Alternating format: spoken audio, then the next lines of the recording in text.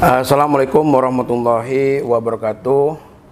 Alhamdulillah, santri Tebu Ireng Channel pagi hari ini sambang kepada alumni Pondok Pesantren Tebu Ireng tahun 1984, lebih populer Gus Firjon. Assalamualaikum Gus. Waalaikumsalam warahmatullahi wabarakatuh. Beliau adalah putra dari Kiai Haji Ahmad Siddiq, Rois Am PBNU tahun 84 sampai 91, dan perlu diketahui juga kepada alumni Pondok Pesantren Tebu Ireng, Rois Am PBNU juga alumni Pondok Pesantren Tebu Ireng.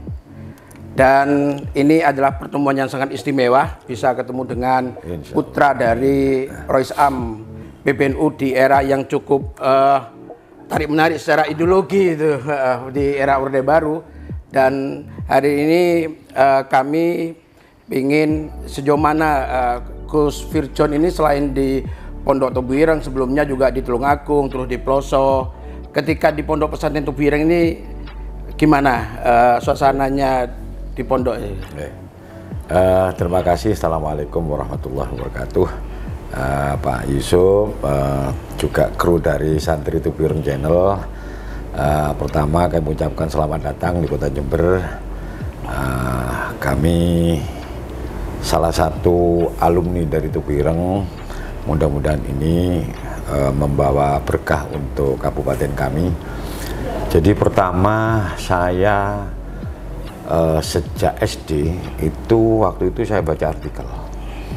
Di situ ada tulisan Tebu Ireng tempat hitam. Saya tertarik, saya baca. Ternyata itu sejarahnya Pondok Tebu Ireng. Nah, kemudian timbul keinginan untuk mondok. Saya tanya ke ibu waktu itu, Bapak itu mondok kemana, Bu? Bapak dulu mondok di Tebu Ireng. Loh, kok cocok dengan hati saya? Saya kemudian pingin mondok sana. Saya minta setelah tamat SD, saya mau mondok, rencana gitu. Tapi ternyata ibu saya masih melihat dan memandang saya terlalu kecil ini. Sampai begitu selesai SMP, saya sempat di aliyah setengah tahun. Nah, waktu itu setelah SMP tamat, saya masuk aliyah itu agak lupa saya. Lupa dengan suasana. Rencana mau mondok itu saya sudah lupa karena suasana, ya maklum anak muda. Ya. Nah, satu saat waktu itu kakak saya di kelas 2, saya baru masuk kelas 1 aliyah.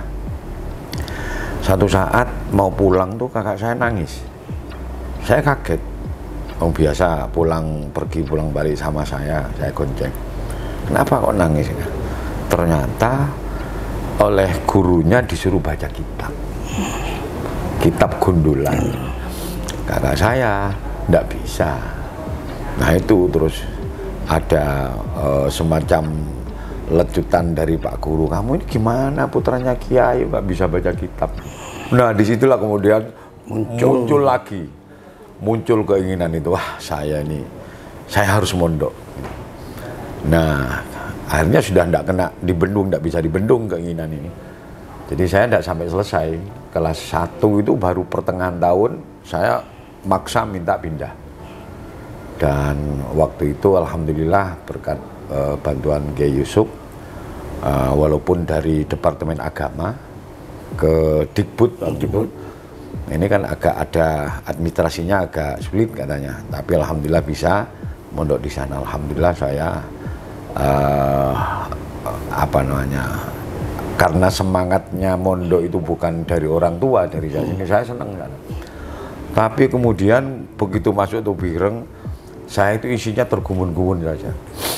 Bagaimana waktu itu ada acara lomba musabaqah qiraatul kutub. Saya itu hanya mikir, ndak lah. Wong-wongi kok iso maca gak ono harokate diwaca.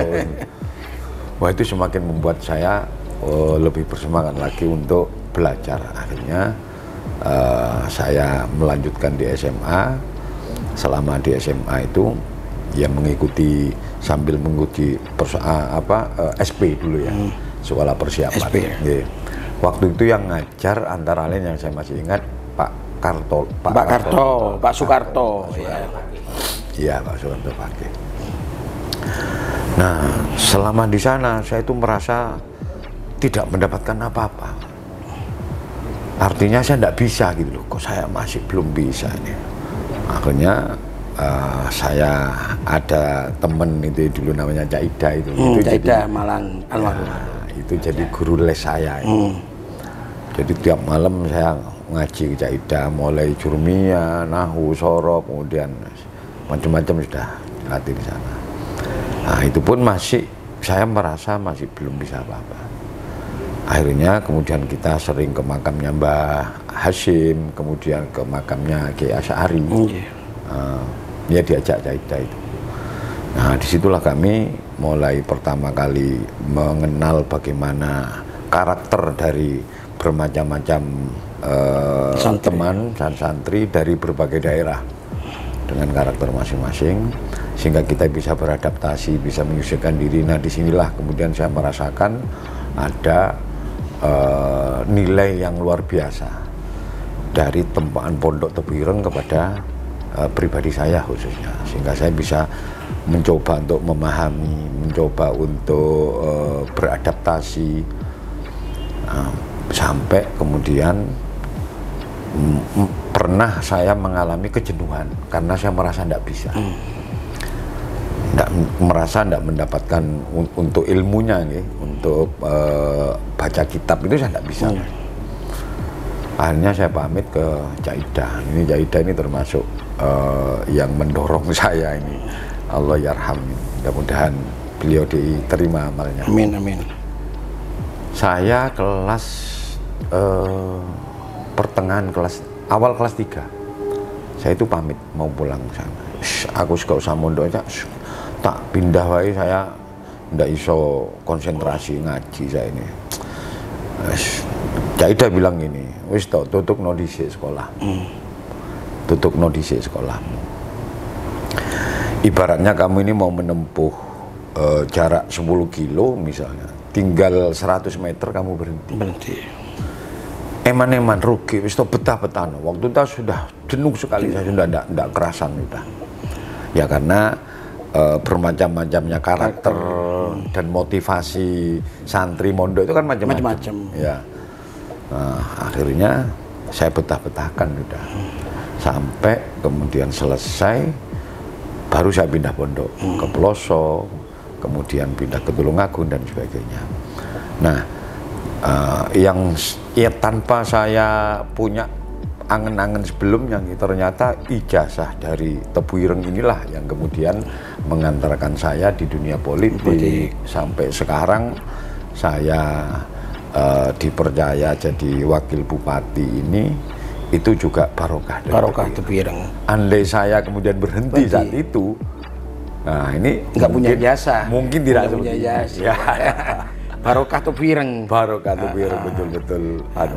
Makanya setiap kita, dan itu yang kedua begini Pak, ketika saya pindah ke pondok yang lain ini, pelajaran yang saat saya pelajari Tebu Ireng itu saya tidak tahu, tidak ngerti itu kayak dibuka Allah di pondok yang baru itu kok kayak dibuka loh, ini lambian sing diajar nonang itu, kemudian ya satu demi satu itu kemudian bisa kita ikuti dengan baik, dengan mudah ya. Sama seperti Bapak waktu itu sempat saya tanya, pripun Pak nggih caranya, pokok cekelen ilmu alat. Aku mbiyen metu saka Tebu Ireng iku gak ngerti fikih, gak ngerti tauhid, sak liyan tasawuf. Hanya ini megang nahwu sorof ini, ilmu alat, balaghah, mantek. Iki sing tak cekeli. Dan itu kemudian saya pindah ke Pondok Peloso. Di sana memang ilmu alatnya, pendalaman ilmu alat itu menjadi prioritas di sana. Nah, alhamdulillah Allah memberi kemudahan kepada saya, dan saya berharap juga mudah-mudahan santri-santri Tebu Ireng yang sekarang ini juga mendapatkan barokah dari beliau Kiai Hashim. Iya, tadi disampaikan oleh Gus Firjon terkait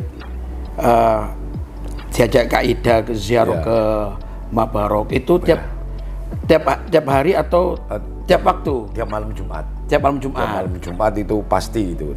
Dan ada juga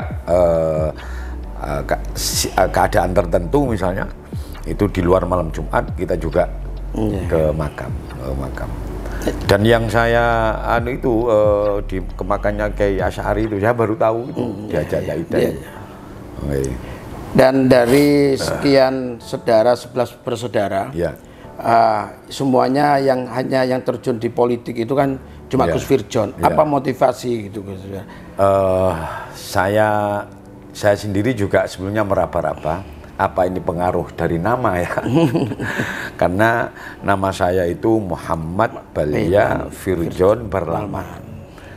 Nah, saya sempat tanya dulu ke Bapak, kenapa saya dikasih nama ini, Pak? Beliau menjelaskan Muhammad itu tafaulan karo Kanjeng Nabi. Balya itu namanya Nabi juga, Nabi Khidir Balya bil Matkan. Firjon ini sikate jaran, gitu. sikat kuda yang dari kawat itu loh, ya. Itu Firjon. Barlaman ini mustaq dari parlemen. Jadi waktu kamu lahir ini pas ada pembersihan parlemen dari oknum PKI komunis. Kamu lahir, makanya saya abadikan menjadi sebuah nama. Jadi Firjon, pembersihan parlemen, itu istilahnya. Dah bahaya Pak, karena barokahnya nama ini. Nama ya, salah satunya barokah nama.